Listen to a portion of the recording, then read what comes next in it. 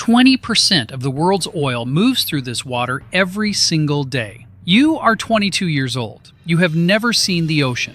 And right now, 70% of the people watching this would not survive their first week on deployment here. This isn't a war story. This is a system.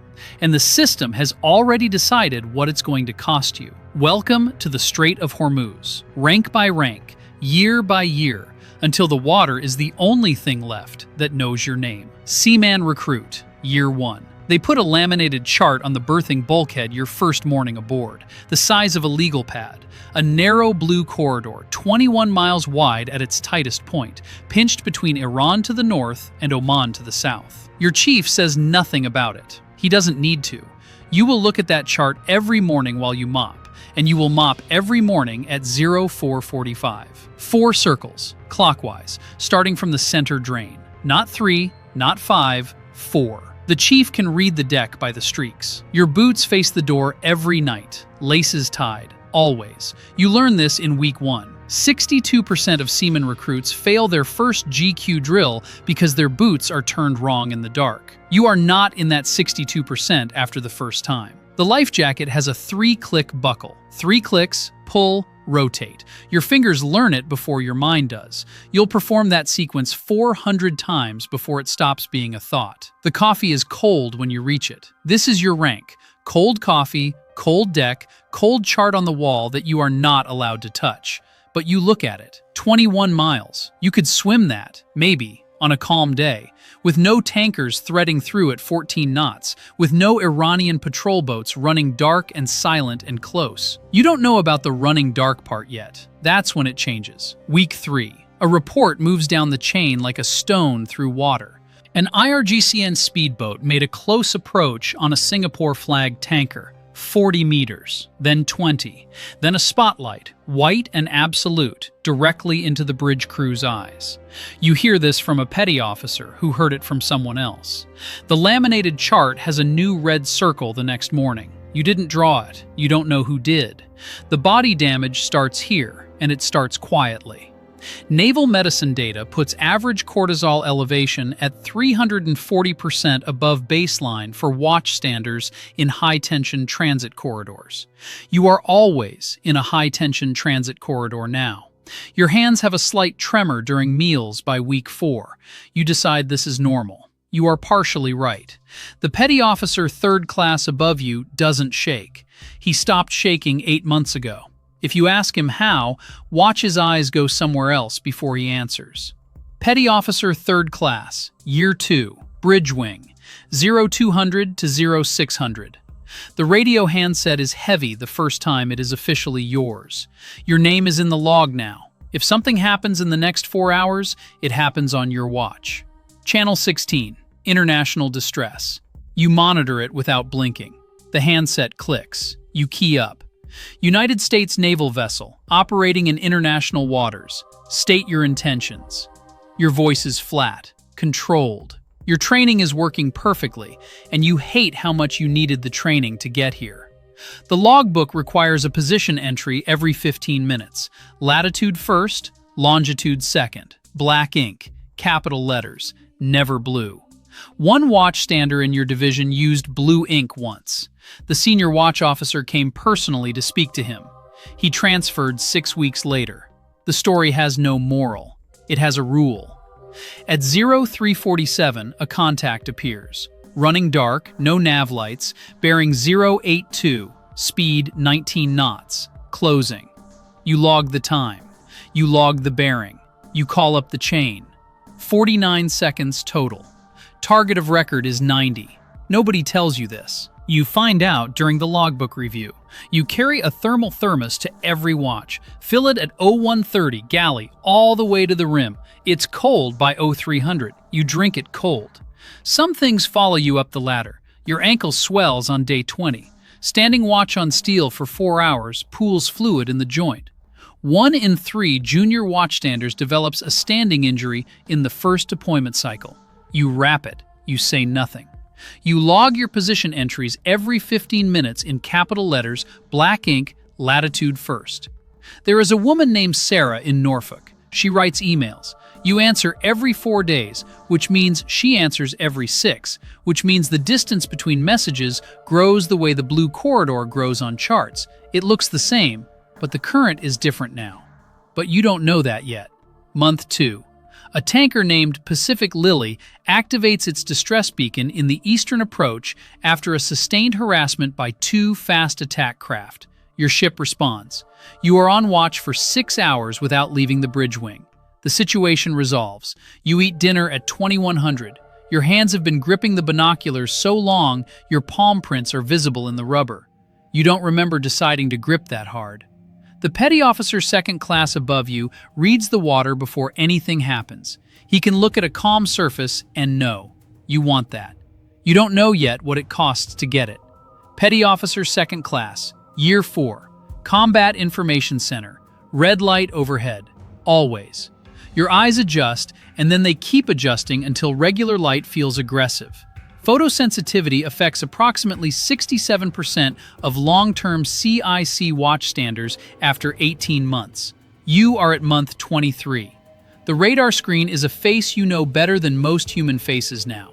Contact, bearing 112, speed 28 knots, small hull, closing. The handset is in your hand before you decide to reach for it. Muscle memory has overtaken intention. This is what they built you to be. You are complete. You eat an MRE at the console, spoon to mouth without breaking eye contact with bearing 112. 36 spoonfuls. Cold. The contact slows, turns south, disappears into traffic. You log it. Capital letters, black ink. Sarah's last email was 9 days ago. She mentioned someone named David twice in 3 paragraphs. You read the email 4 times. You write back the following day. You don't mention David. She doesn't mention him again. The silence around that name is its own kind of communication. Your left knee reports a dull percussion behind the kneecap that never fully stops. Chondromalacia. The medical officer gives you ibuprofen. You take 4. The prescription says 2. You have been doing this for 8 months.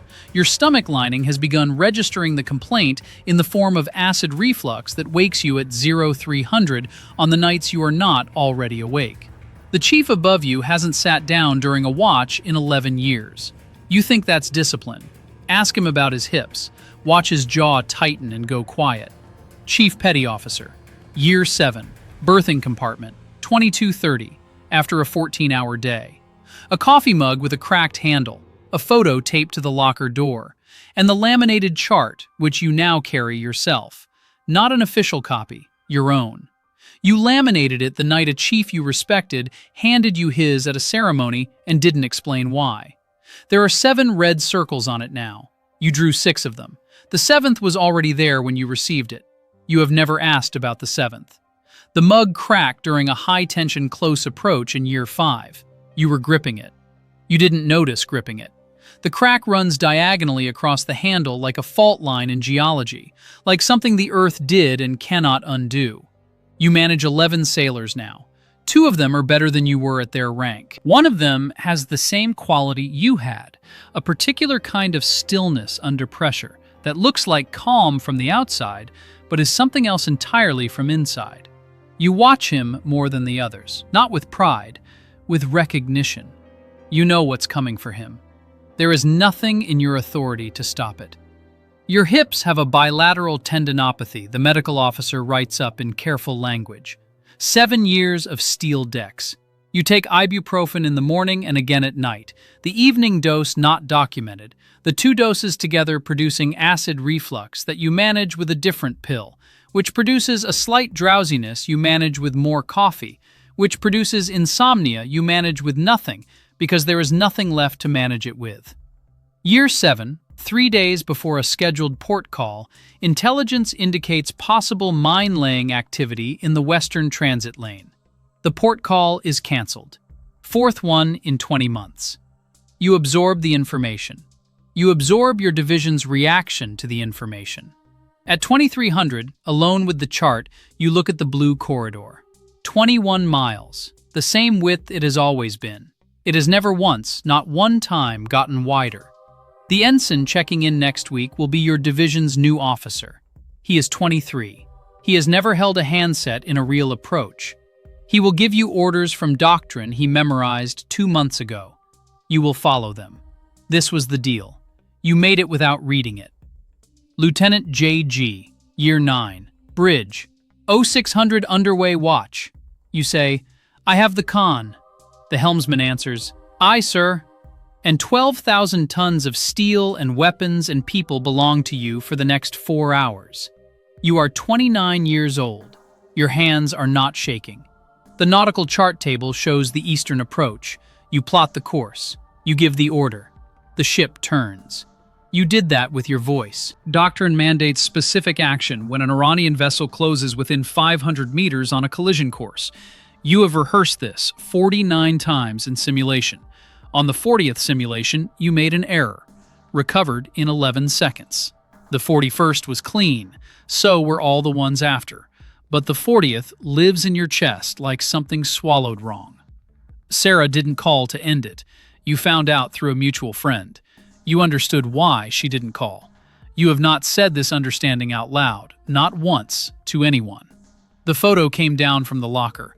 The space it left is clean and flat and says nothing. A diplomatic incident in the northern Gulf triggers an elevated threat posture fleet-wide. You are officer of the deck when revised rules of engagement come down. You read them in 4 minutes. You ask your captain 2 questions. He answers 1. For the second, he looks at you briefly, then looks at the water. You do not ask again. You understand the grammar of that silence completely. Your department head has not eaten a meal with his family in 3 years.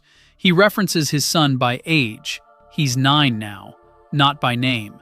A data point, a number in a brief. Commander, Year 12, Wardroom, 2100. A briefing folder, a satellite phone, a dinner that arrived warm 20 minutes ago. It is cold.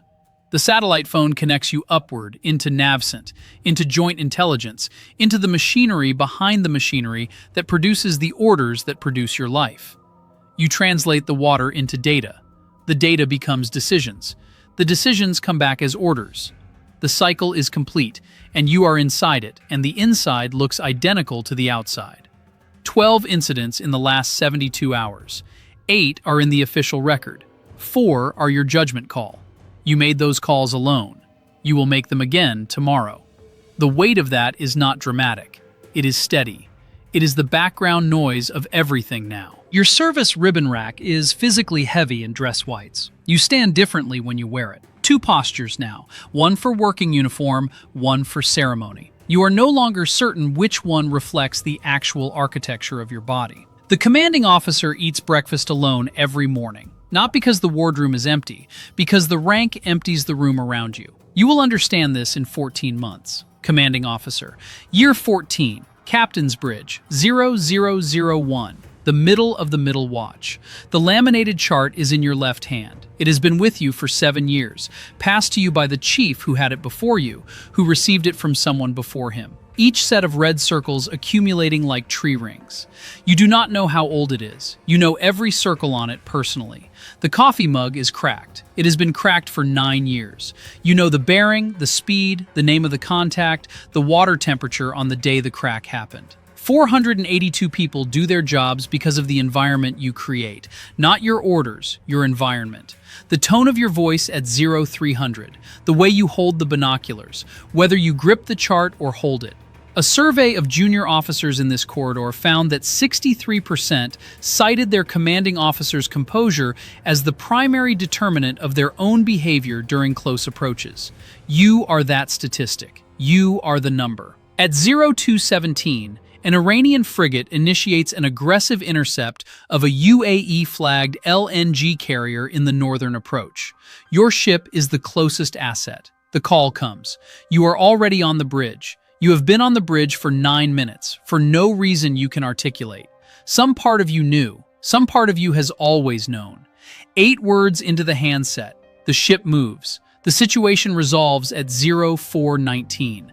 No shots fired, no casualties. The LNG carrier transits clear and disappears west toward the Gulf of Oman, riding low and invisible, carrying its cargo toward a world that will not notice any of this happened.